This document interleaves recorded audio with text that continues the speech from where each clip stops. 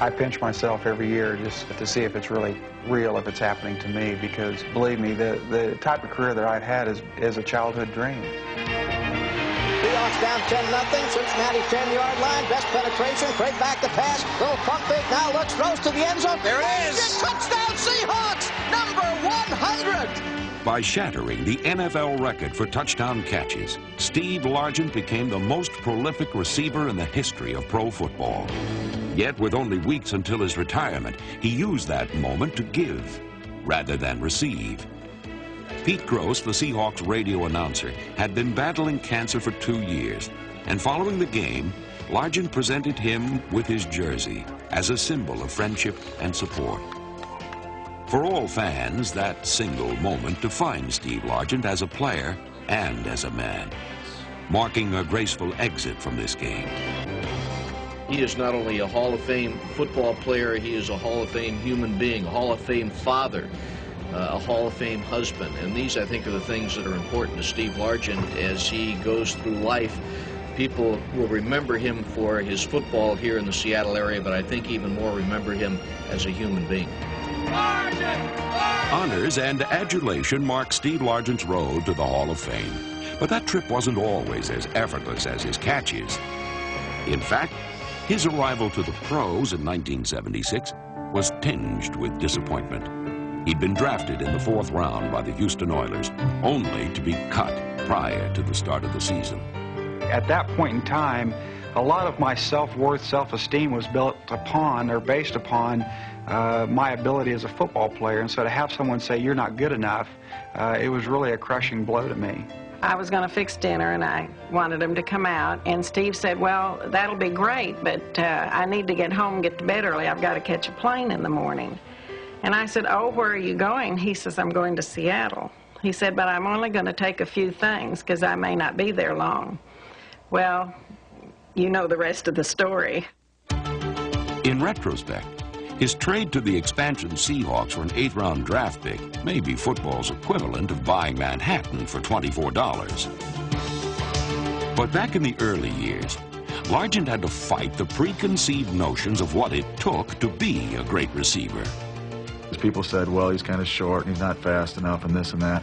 And I think it's that ability to want to prove people wrong and his fear of not meeting his own expectations, which are very high.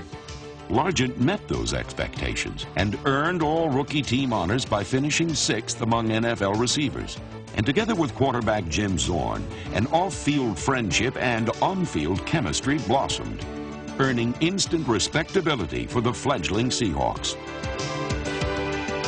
And I think his best asset is he understands the game. And that helps me out a lot because he makes adjustments. Being as smart as he is, don't take that to your head, son. Right, Jim, you forgot to tell him about my hands. And he's got great hands.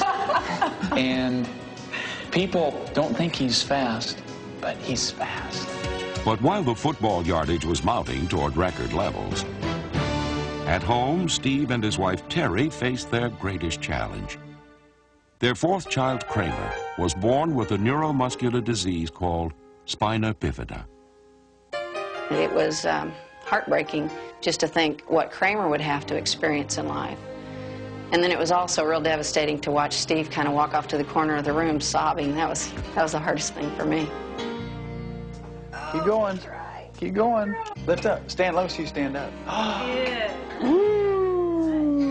When Kramer was born, you know, I cried tears of bitterness and disappointment.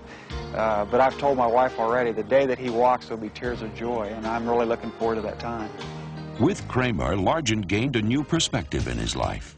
And as his son grew, so did Steve's fire on the field, toppling records with each new year. Largent out wide to the right. Back Craig, a quick pass. There it is. And that'll do it. A new NFL record for Steve Largent. And at 7:07 here in the Great Northwest, this place will erupt.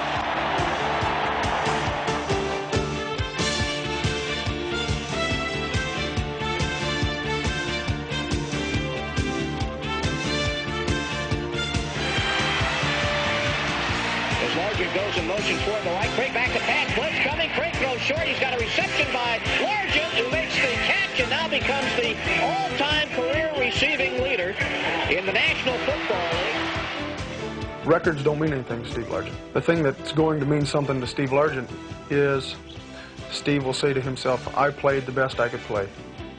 There's been a lot of high points, and I've often said that, people talk about, well, Steve Largent never made it to the Super Bowl. Isn't that sad? And I really have no regrets about my career at all. It's all been terrific.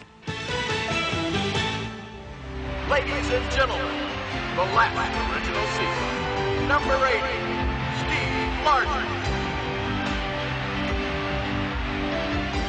When I come out of the tunnel the last time, it's going to be an emotional time, I'm sure, and I think that I'm going to be just like a sponge, just trying to soak up the whole event and just catalog it and remember it as clearly as I possibly can for the rest of my life. Because the memories from the game were great ones.